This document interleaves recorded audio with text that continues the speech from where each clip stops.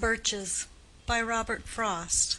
LibriVox.org by Becky Crackle. November 16th, 2006. Canal, Winchester, Ohio. When I see birches bend to left and right across the lines of straighter, darker trees, I like to think some boy's been swinging them. But swinging doesn't bend them down to stay. Ice storms do that. Often you must have seen them loaded with ice a sunny winter morning after a rain. They click upon themselves as the breeze rises, and turn many-colored as the stir cracks and crazes their enamel.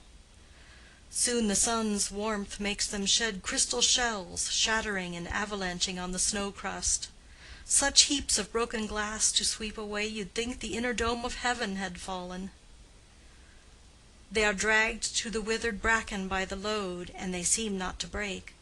Though once they are bowed for so long, they never right themselves.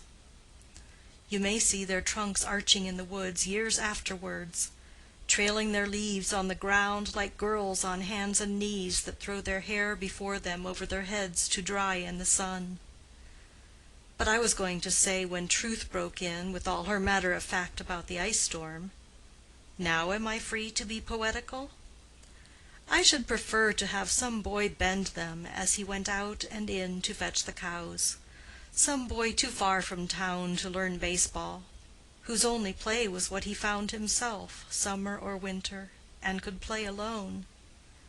One by one he subdued his father's trees by riding them down over and over again until he took the stiffness out of them, and not one but hung limp.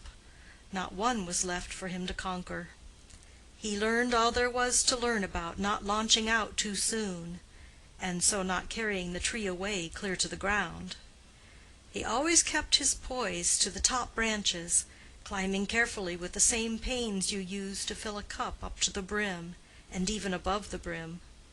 Then he flung outward, feet first, with a swish, kicking his way down through the air to the ground.